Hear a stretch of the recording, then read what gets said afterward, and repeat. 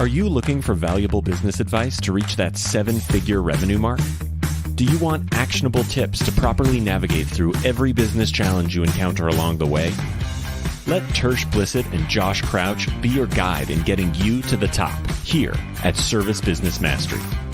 Tune in as they sit down with world-renowned authors in business, leadership, and personal growth who share valuable insights about management, marketing, pricing, human resources, and so much more. Let their nuggets of wisdom gold guide you in owning a thriving, profitable, and ever-growing business. Here are your hosts, Tersh and Josh.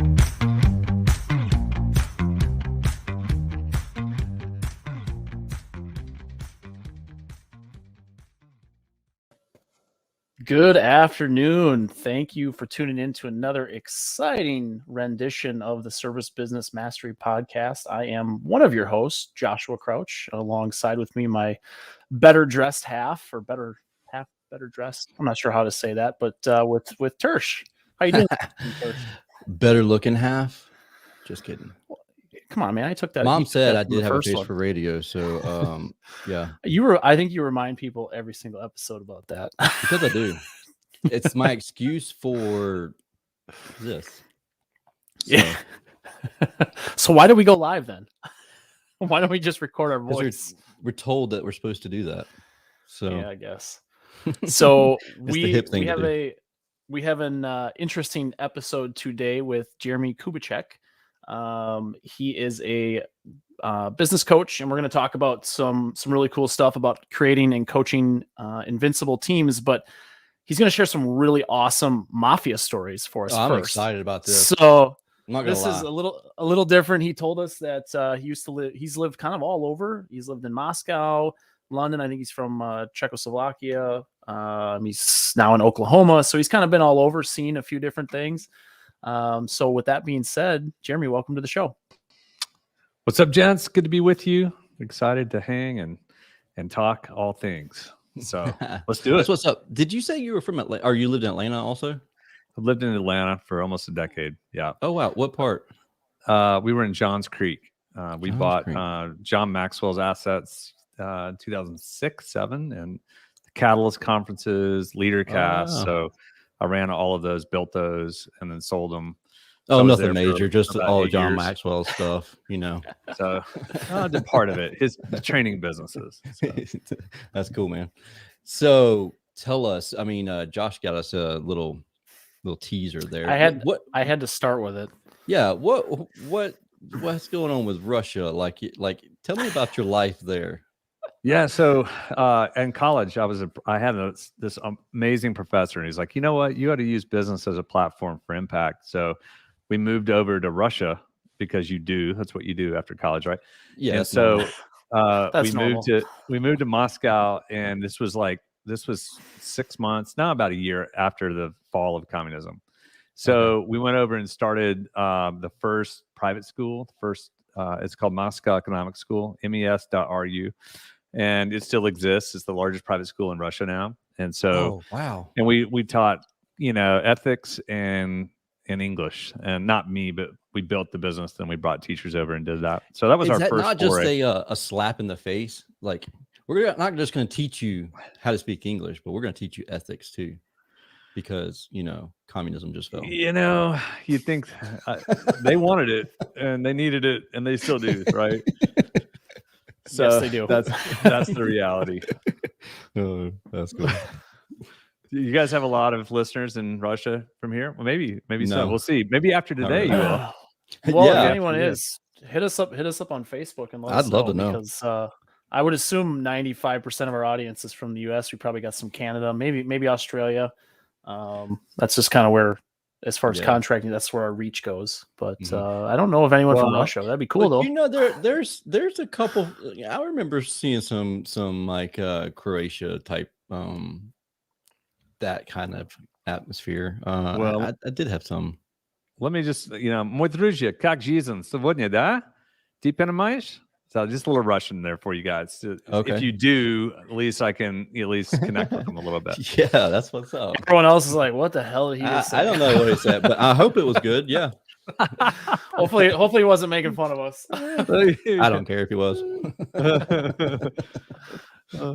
So how was life in Russia? Like, let's Yeah, so I literally lived above a mafia group. Okay, so we didn't know it at the time, but the mafia boss, his name was Andik, and Andik had 3 fingers removed because they were warning signs. They cut a finger off if you were in the wrong territory at the wrong time. So he made 3 obvious mistakes. Did he get a warning shot first? Like one warning, I don't know, but other than so he was doing the surfer sign. It was all like hang loose or call me. Like it was always that kind of a deal, right? Hey, what's up, Andik? How are you? So so we lived above him, and man, it was crazy. I mean, we had he would import cars from Houston, Texas, and I'll never forget because I was the only child, so I'm only child. So I kind of grew up and you kind of knew how to deal with bullies and, different things. So I would help him translate his manuals, and then he would bulletproof them and resell them to bankers and other mafia groups and stuff like that. It was crazy. So, and I'm 21, 22, 23 at the time. Right. And so I'll never forget one day, I said, this car is fast. Like it was a V8, but it was a turbo V8, and it was it was a straight. It was awesome. Anyway, he threw me the keys.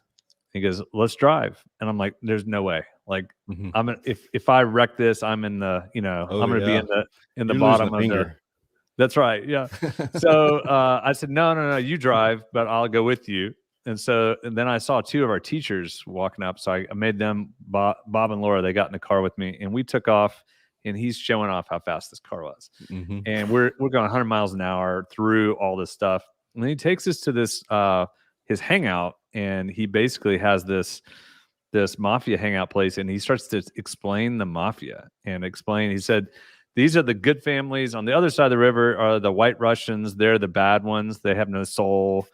We have And then he goes, there's the Caucasus and the Azerbaijanis, and he was Armenian mafia. And I mean, he just started explaining all this stuff to us. And anyway, we get back into the car and we're going back to our house. And all of a sudden he starts cussing in Russian, and there was a stakeout. And we got in a police chase, and these 2 Russians were behind us in the car.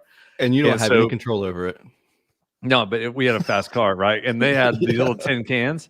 Yeah. And we start literally fishtailing around, and we come around the other side and fishtail. And he's just flying, and he dives into this underground parking garage, and we all get out and walk different ways home. And all of us were like, did that just happen? Did that just happen? And I'm wearing I'm 22 at the time, and I'm wearing like an Old Navy flag t-shirt. You remember those? Oh yeah, yeah. Get for free. It's the U.S. flag one. I look like a total tourist, So anyway. It was the U.S. flag one. Yeah. Oh yeah, them things were they were giving them things away. I remember that. I bet you stuck out like a sore thumb. Like, that's him right there. That's that guy right there. So that's one adventure story of 100. So. Yeah, I can imagine living right above a mafia group. You probably heard and seen some things that the average person, maybe it when a show like The Sopranos is on, you actually can relate to it a little bit more, since you kind of see some of the back end of that stuff. And my first book was called Leadership is Dead, and it basically it tells a story. It's all my mafia stories. So if you like it, it's Leadership is Dead. But we had a client assassinated. And that's where that came from. The title came from. So I mean, that's normal. Yeah. I have that happen like every other Wednesday. Right. You can't just leave us hanging with that one. Like we gotta hear a little bit about this, because I'm uber interested in this. I'm curious.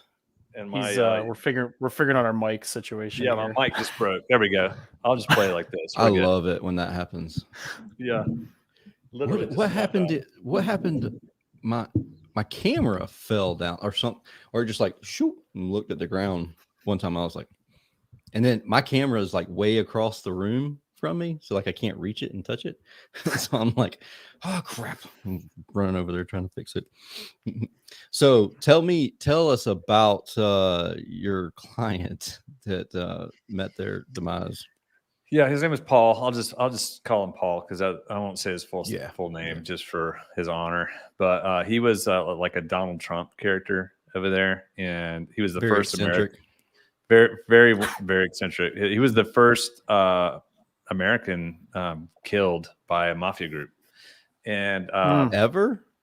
Well, I don't know if ever, but the very first one. And so anyway, we used to work. He was a client, and we'd meet, and I would actually coach him. And I was young, but we were helping him with his business. And long story short, the person who killed him, which I know who it was, I know the group, and I would take things to them.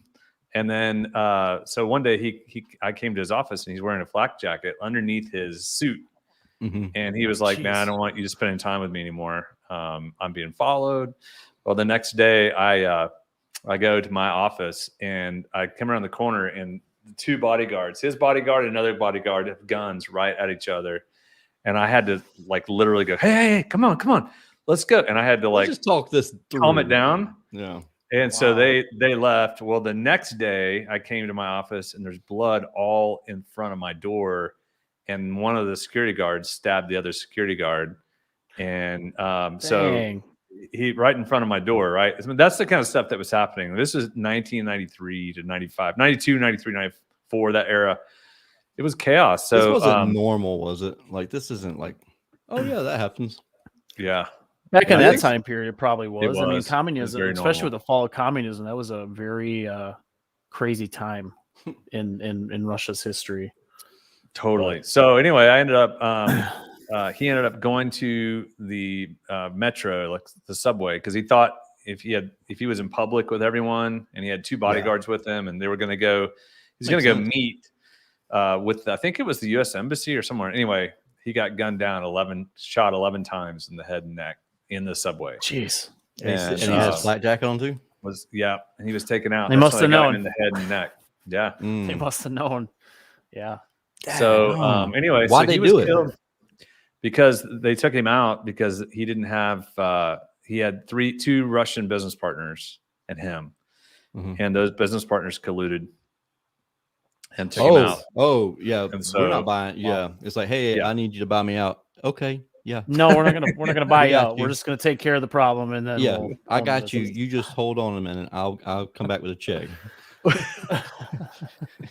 There you go. Dang, that's ruthless. All right, but that's not norm anymore. That was just back then, right? That was back then. More than now, but yeah. There are other characters over there who do this quite openly, but I won't say their names either. Yeah, so that's probably wise. Probably, yeah. So, how often do you visit? I don't. Smart move. Knew that was coming. I don't. I mean, I'm serious. I mean, we had we saw several car bombs. We had clients assassinated. We were there during a coup attempt. 150 people were killed in our 3-block radius. We had say that. Wait a minute, I missed that. 150 people were killed during a coup attempt, and it was the coup attempt. The vice president tried to take over in September of 1993. And so if you want to ever Google pictures, it's unbelievable where they bombed their own capital. That's wild. Like, we have just people that stand up in front of Congress and they're like, yeah, I'm not leaving. I'm just going to stand here. They blow up stuff.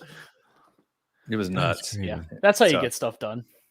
They ain't messing around for sure. Yeah. They mean business. But what's so fun? So what I do is I'm an entrepreneur. I run a company. We have about 750 coaches in our world, in our giant. We certify coaches and we partner with coaches around the world. But a lot of my content came from that season. It came from, like, I watched 70 years of communism and thinking that that's domination. Yeah. And it's like forcing people to do things. Right. And what I saw was it doesn't work. It never works. It's like it only leads to compliance. because people don't want to, they have to. It's scary. Yeah, I get that totally. So, I mean, there's no choice in the matter of the facts. So how did, whenever it changed? So this is making me think, like, say I purchase a company that was run very much like a dictatorship, and then I come in and I'm like, hey, you have freedom to do the things you're supposed to do and make sure you do it the right way, hold yourself accountable, blah, blah, blah. What happened there? Yeah. So you get like the habits, 70 years of culture, of ingrained habits. So like I came out, this is probably 2 years later, after 2 or 3 years after the fall of communism, I came out of my house. I was on the way to work, and this guy is carrying this speaker from an apartment, and he comes and he throws it in a trash dump right in front of me. And I was like, okay, I didn't know what that was about. And then I look, and another guy comes, and another guy. Then I went to work, and I came back home, and they were still bringing them. And by that point, there was like hundreds. And I go, hey, like, like, what in the world is going on here? What is this? And this guy goes, oh, these were the listening devices that the government put into every one of our kitchens. You couldn't turn them down or off, but you could turn them up or down. But they played music 24/7. So you listen to, like, it's legit whatever they brainwashing. wanted you to listen to. So you just turn it down, but they could still hear you, right? And that was the idea. So it was this idea of power, of Big Brother is always there. So for them to pull it out and throw it away, it was a big deal. So I created this tool that a lot of people around the world use. It's called Steve Cochran. I built it. It's called the Support Challenge Matrix. It's basically the idea the best leaders in the world bring high support and high challenge. If you do that consistently, then people will want to work with you, not have to work with you. But when you bring high challenge and no support, then people feel like you're either against them or you're for yourself. And that's what 70 years of communism did. It created compliance. So the workers, it leads to abdication. It leads to apathy. It doesn't lead to empowerment. So the people were apathetic. I always said that the color of Russia was gray because the people were grayed out. It was like, meh. Nothing to look forward to in life. That's right. No innovation. It was like that pressure, that domination creates blood, and blood creates apathy. And so that same thing happens with leaders all over the place. It's the historical, mostly guys, most of us it's like the football coach who was always yelling, thinking they're getting results. They're only reaching like only 20, 30% of the population like that. Right. 70% put up with it. And so that's what I experienced over there. So dial in this support challenge matrix. That's makes a ton of sense to me. And I want to make sure that we don't, glaze over that, because that's massive. You hear of these people complaining about millennials. That's an easy topic for us to touch on. It's like, back whenever I came up, you just did what you're supposed to do. You went and got my tools. And if you didn't, somebody threw tools at you. You got the wrong tools, they throw your wrench at you. But you can't do that now because the millennials are snowflakes. I mean, that's what you hear constantly. So tell me what it was. We were like, all of us were underneath that communist, not communist, but we're underneath that dominator. And that domination was the culture. So being dominant means that you use fear and manipulation to get people to do what they want to do. But it's like lighting a fire underneath people. If you light a fire underneath me right now, I'm just going to get up and move and sit back down. You have to light the fire inside somebody. Like, you have to actually find the pilot light and light it. If you light a pilot light, you don't have to light it every day. So the secret is actually figuring out people's wiring. And this is what we've been doing at Giant. We created the 5 voices, which is basically Jungian typology, where Myers-Briggs came from. We simplified it, made it easier and scalable inside companies. So because Myers-Briggs is not scalable, especially not in a small business. No, and DISC and Enneagram It's all good, but you can label people and then it doesn't transfer when new people come in. So we created the 5 voices, which basically go, hey, there's a nurturer, guardian, creative, connector, and pioneer. You can remember those. That's easy. Yep. I'm a connector. Okay. You're a guardian. All right. Got it. So the point, though, is the way I like to describe it. Here's a fake plant right here. Okay. Every employee is like a plant.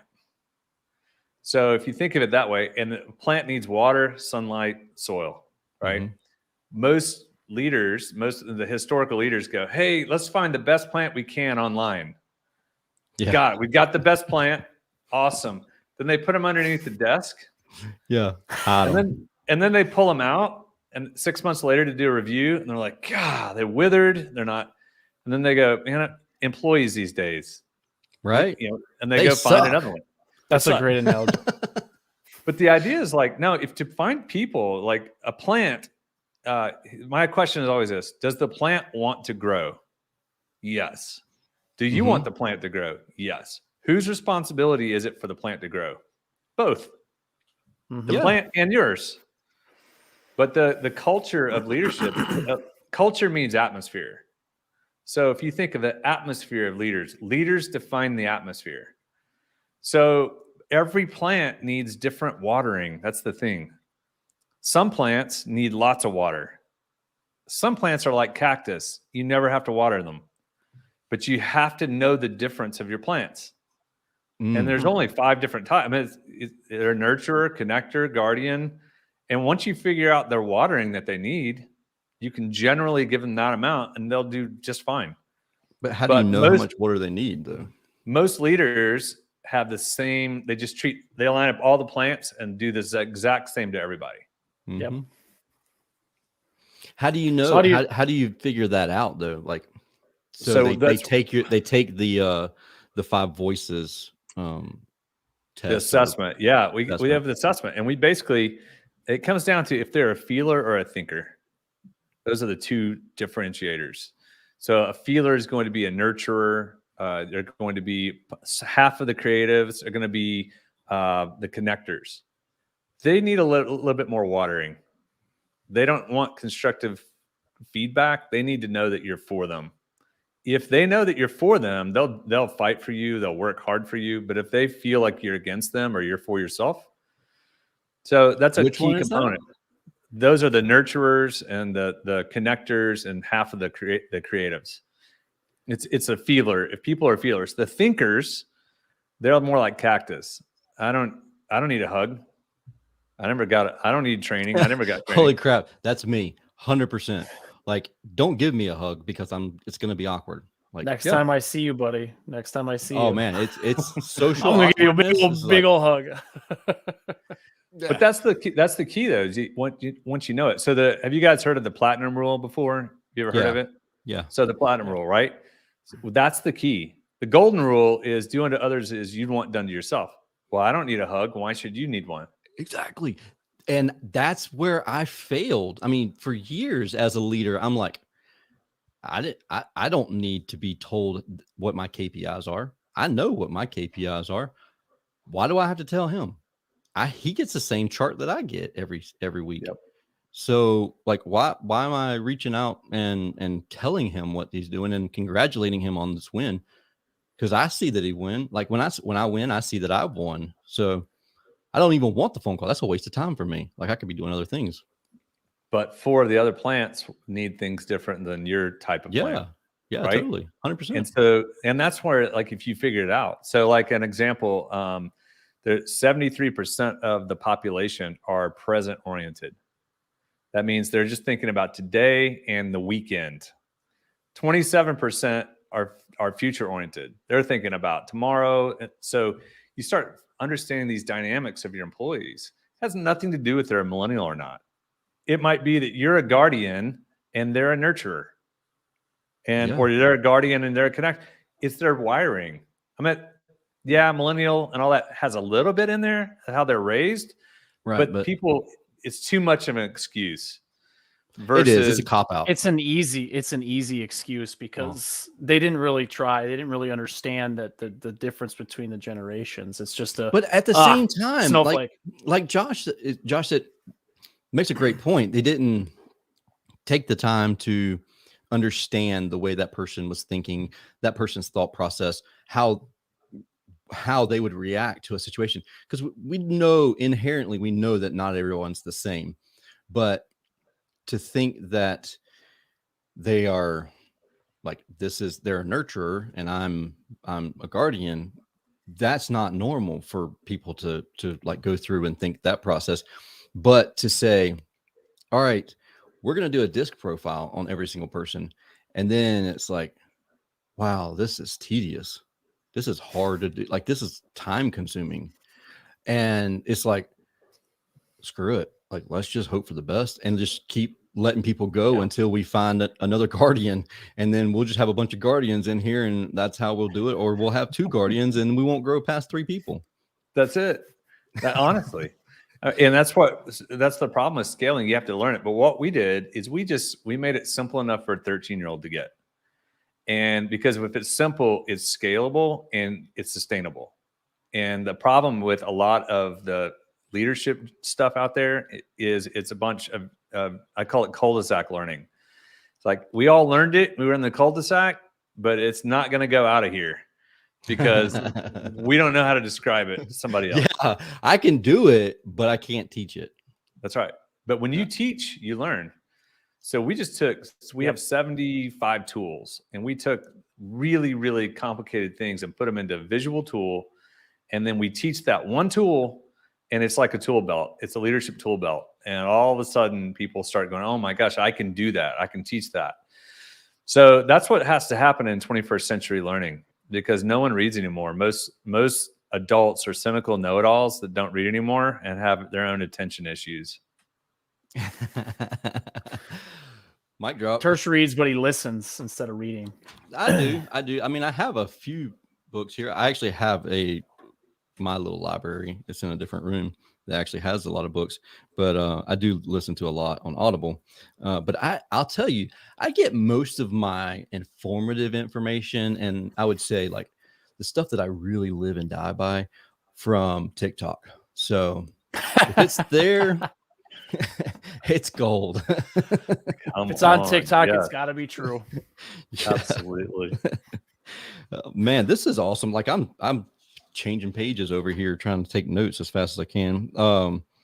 This is like a different. It's a whole different, because I've gone through DISC stuff. I've taken DISC assessments for jobs and stuff like that, and it's like this huge questionnaire, and I get the concept, right? But just trying to remember who's a D, I, S, or C. It's like, and then how to manage those types. It's not like a normal. I like how you broke that down into 5 really easy to remember, because we could probably sit here and easily define what those 5 mean just by the name, which is great because it's simple.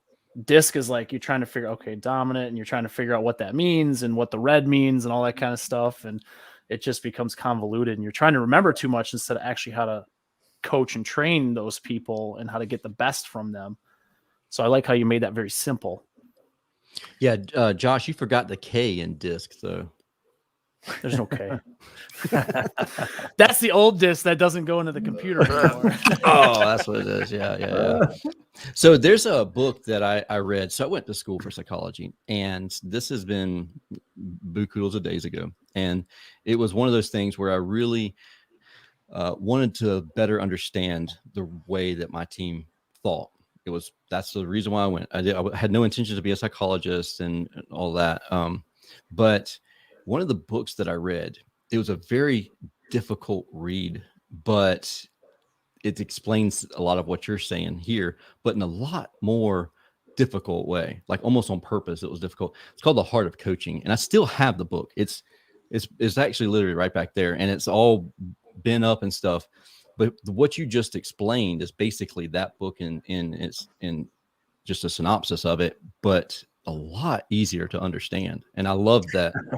that's what, I mean, you've taken this stuff and you've like, all right, let's make the 13-year-old understand it. And it's like, yes. Well, I had 15 years of large events. We had leader casts and catalysts. Every speaker, every thought leader, we were partners with 6 or 7 of them, and they're awesome people. But it was just we just changed. It's like 20th century to 21st century learning is micro learning, visual process, common language. It has to be objective, and you have to be able to teach it on a cocktail napkin. If you do that, you're going to be an unbelievable leader. But to go, you know what, Tersh, you need to read this book. Like, yeah, add it to my stack. And then you're like, what part? The whole thing? Like, is there? Give me a little section to read. Is that where you want my topic? That's where podcasts and YouTube videos and stuff have their role, is you can really narrow down to like a specific topic. But even with podcasts, I mean, it's crazy because they're like, sometimes they go long. Like sometimes we have conversations and at an hour we're like, wow, it's been an hour. I don't want to stop, but realistically we have to stop because of the time frame restrictions and people's attention span. And I was watching something. I'm gonna say it wasn't TikTok, but in reality, it probably was TikTok. But it made a really good point, and that was the fact that when we were growing up, Sesame Street was very popular. We watched Sesame Street, and then they were talking about the fact that this new show that's out, it's a cartoon, and I don't know the name of it. I won't even pretend to know the name of it. But they talked about the attention span and how it's getting so much shorter, and how long Sesame Street would change scenes, the scene change. It was like, they were like 45 seconds to a minute. And he was saying, I'm guessing a minute between scene changes. And he timed it, and it averaged somewhere 45 seconds to a minute, something like that. Sometimes it was 3 minutes long. And then he went to a newer show, not like right now, but a newer show. And it was like 35 seconds between camera scene changes. And I was like, wow, that's crazy. Like now we're going from like a minute to 30 seconds. And then he went to a show that's popular with kids right now, and it's 2 to 3 seconds. That's it. Jeez. Before it changes to another scene. And then it's like 2 to 3. And then he was like 1 change, 1.5 change, 3 change. And it was literally never went over 3 seconds before it changed the scene. I'm like, daggone, that makes so much more sense now. Like the attention span. Do I need to move? Do I need to shift now? Like, was that helpful? You probably should. We should just keep playing with these buttons down at the bottom and just make sure we keep rotating. I love it. That's no, awesome. But it's for real though. Like that cut and the attention span. And I've noticed that, like, whenever we used to record on Zoom, and whenever we put it in speaker mode, whoever has the loudest voice, whoever's talking the loudest, that person is where it would pop up. And so it was like, all right, it's not 3 people on the screen at the same time for 30 minutes to an hour. It's constantly changing back and forth throughout the conversation. And there's a lot of engagement with that. And I get it totally. And so, like, if you can create that, I think that's what you're saying. If you can create that message and understand that and adapt to the way that people are learning. And if you can teach it, that's the thing. When you teach, you learn. So, the problem in your industry, you guys, historically is all about apprenticeship. Well, apprenticeship is, hey, watch me, follow me, watch me, learn the information, do exactly what I do, and imitate. So what we have though is because we've gotten into the digital age, it's hard to go, hey, watch how I do this email, or watch how I do this Slack link. And okay, so imitation is harder. So what happens? People go from information to innovation, and they skip imitation. So there's not an opportunity to really apprentice people and develop them. Or unless you're in your business, you can still, especially in the service mastery business, apprenticeship should be a thing. But a lot of people don't know how to do that anymore. So part of it is intentional apprenticeship is crucial. So let's not miss what you said there. I want to revisit that really fast. You said from information to imitation. That's what we need, but that's what we're missing. So they're going straight from information to innovation. Okay. So that's the entire social media. Someone takes someone's idea and makes it better and innovates it, but they've never done it, or very infrequently have they done it. So they've not imitated it to be the best. So therefore they just innovate and they get away with innovation. That's what happens to digital marketing agencies. You just take an online course and then the next day you're a digital marketer. That's right. And so I got a laptop. I got the internet. We about to make a WordPress website. So pay me $15,000. Right. But it's so true. But how long does the imitation need to last? That's the tricky question. It depends on the industry. It's like, all right, I take a plumber. Mm-hmm. How many years does it take to be a really good plumber? Take HVAC. How many years does it take to be really good at, so electrician? That's $1 million question though, because of different learning styles. And some people being mechanically inclined, like me going into the HVAC industry, I could read a schematic. I literally was doing a ride along with the guy. And he was like, all right, so this is how you read the wiring schematic. This is, let's call it week 2 or 3. This is how you read a wiring schematic. This is like, this goes to this, to this, to this. And I was like, yeah, man, I know how to read a wiring schematic. You're just tracing it. That's all you're doing. It's like a puzzle. And he was like, if you understand this, why are you riding with me? And I was like, I don't know. But it's one of those things where like it just clicked with me. So being a technician was a piece of cake, but I have a very mechanical mindset. I mean, I have a full sleeve of car parts and a gear shift tattoo and palm. I mean, I literally have been doing as long as I can remember, played with cars. So, but for someone else, like I had one guy, I told the story the other day. I had one guy that I had to release to a new opportunity because he came to me, or he came to one of my technicians and asked for a different drill bit because the drill bit that he had was actually a chuck. It was only screwing the screws in and he needed the screws to come out. Never, like, that's it. So I'm like, click the button on the side of the drill to reverse it. Like, you don't need a different drill bit. And so like that guy had zero mechanical aptitude. So it's like, you're going to have to go somewhere else. But what comes down to is the system.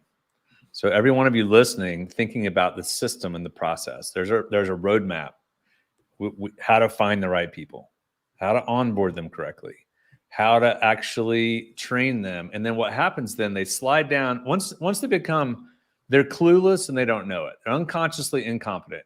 Then they reach this moment where they're consciously incompetent. Mm-hmm. And it's like a slide. And if you don't help them become consciously competent, they fall into the pit of despair. And when they get into that pit of despair, they sit down there and they're down there with 2 or 3 other employees. And they're like, how long have you been down here? and I've had employees there.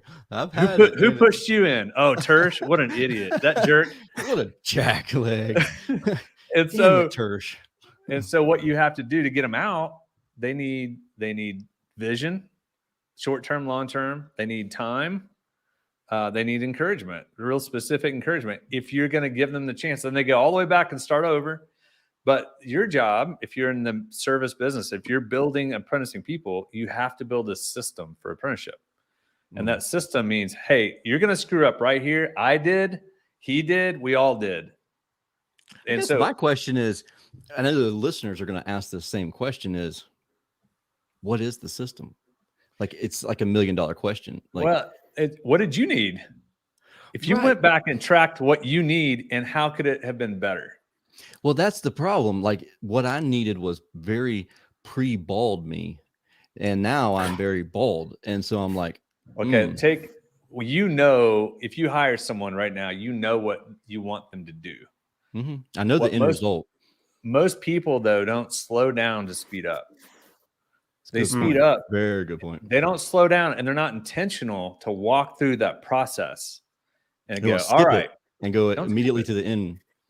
You have to lay it out for them. If you lay out, and here's what I'd say. In the service business, the best apprenticeurs win. Mm-hmm. They build the long-term systems where they have people who can then train people who train people who train people.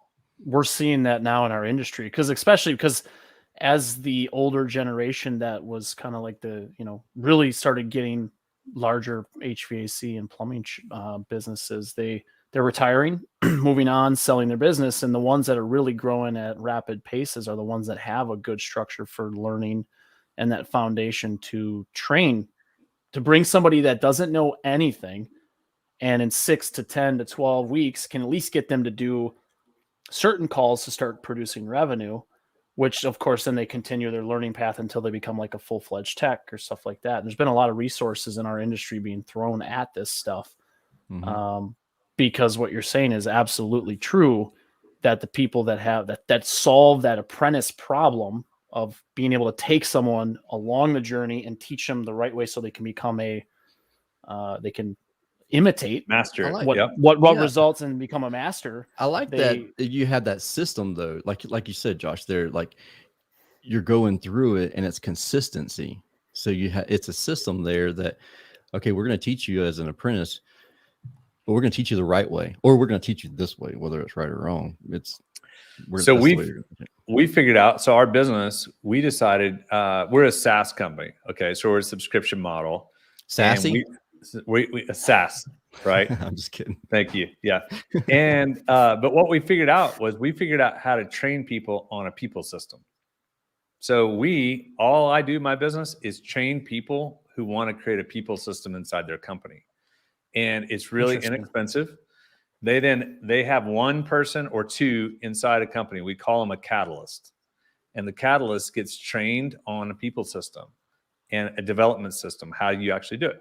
And so that's what our business is. We basically figured out it's too expensive for people to do, and they don't learn when they come to an all-day forum or seminar.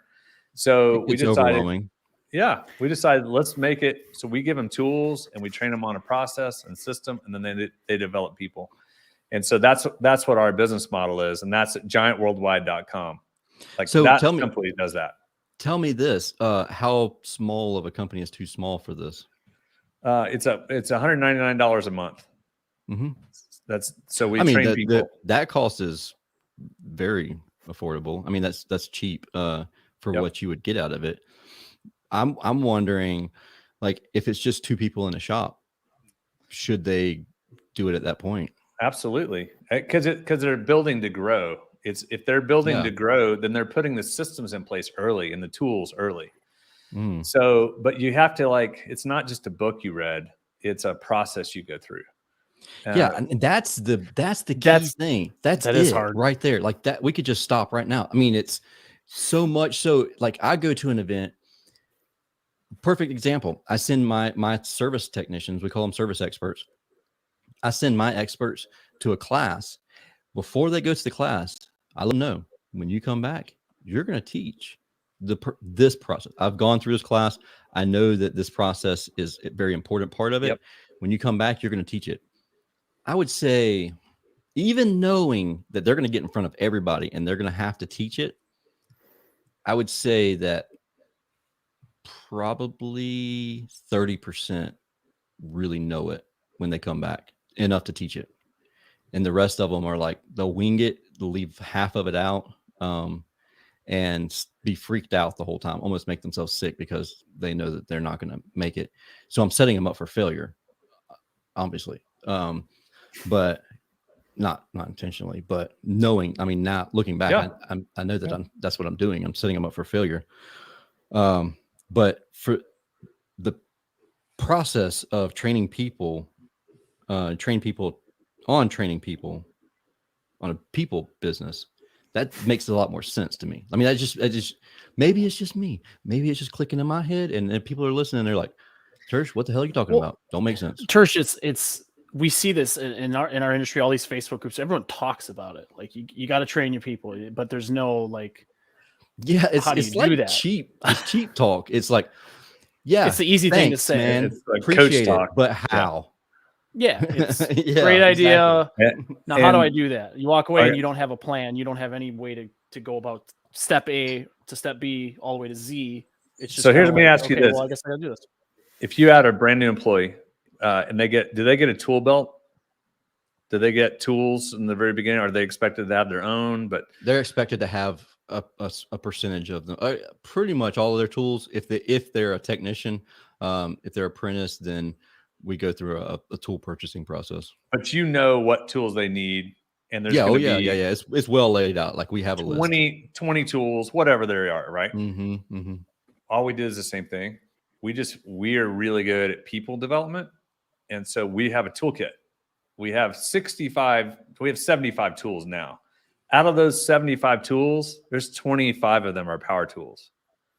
You can just master those 25 and kill it. Because all we did is we took emotional intelligence, personality, and we took IQ, skills, put them into visual tools. You learn a few of these tools and people are like, oh my goodness, you're amazing. That's so helpful. So it's the same thing. We just created tools for people development while you guys have tools for actual jobs. Oh, that makes perfect sense. Now, how often do they figure out the 25 tools and then they're like, all right, cool, good enough? Yeah. If that works for them, great. If they need, like, I got the gossip tool. The tool that removes gossip is called go to the source. It just removes it. That's a non-negotiable for us. Like, that's a fireable offense. We have a tool that eliminates misinformation. We have a tool that deals with miscommunication. We have a tool. Where do we sign up again? Specialty tools, right? GiantWorldwide.com. Yeah, that gives you some of the details to be a catalyst. But if you also down here at the bottom of the screen, it's if you want to go and take the 5 Voices assessment, go to giantcoach.com/service business mastery and go take your 5 voices, and you'll be able to see there's 30 videos or so that explain your personality and your wiring, like where will you undermine yourself, where will extreme stress take you out, things like that. It's really, really interesting. That's what's up.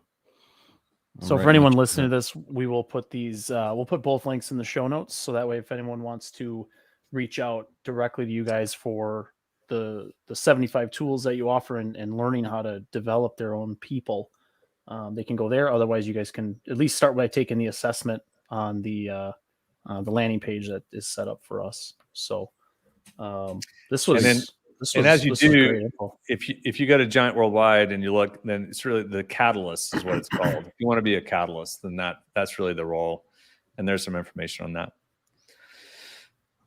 Catalyst. I'm taking notes as fast as you guys are awesome. Thanks for jamming. Thanks for the opportunity. Yeah, man, absolutely. There's so much information here. Like, if you're listening to this on the podcast, it's been released and everything, you're going to have to pause it and go back a couple of times, because as fast as I was writing, I was still missing things. So, and then, I mean, I wholeheartedly one of these, believe this. Hey, Church, one of these days we'll just invest in one of those things that takes notes for you. Those tools, those like extensions that do like, hey, this is your StreamYard note taker. Yeah, we need something like that. Yeah, right. Cool, man. Awesome. Well, this is great, Jeremy. Yeah, we really appreciate this. Like, it's honestly, it's Absolutely. not at all what I expected whenever we first connected, and I'm glad. I love the fact that it's not, because I'm so glad. I was so underwhelming when you saw my profile. This is great. Wasn't underwhelming at all. I was just expecting a lot more Russian accent. So, no, I'm just kidding. Hey, CJ and Rich, guys that are chatting live in the Facebook groups, but I'm super honored. Is there, Jeremy, is there anything that we forgot to ask? Is there something that we need to clarify here before we? No, man. If people want to know what I do with my hair and what products I use, I'm joking. How do you get it? Like, that's what I want. How do you grow it back? How does it come? That's like, well, here's how I know how to lose it. I do too. It's called stress. We got that figured out already. Right. Okay. Yeah. As soon as it's weird how, hey Jason, it's weird how you start a business and then it's like, yeah, no, I feel great. Like, I'm bald and I'm 21. So yeah. Kids will do that too. That's the other one. That's Kids true. and businesses. Do them both, and you're guaranteed to lose everything. 100%. 100%. Thank you, Jeremie, again, and thank you anybody that's listening to or watching this episode of Service Business Mastery Podcast. Honestly, if you have any questions at all, don't hesitate to reach out to everybody. Reach out to myself. Reach out to Josh. George actually mentioned that it calls from wearing hats backwards. That's good to know. We forgot to tell Jeremie that this is a prerequisite to be on our show. You have to wear a hat backwards. Yeah, we did. Next time, Jeremie. So I hope y'all have a wonderful and safe week until we talk again next time. We'll see you guys.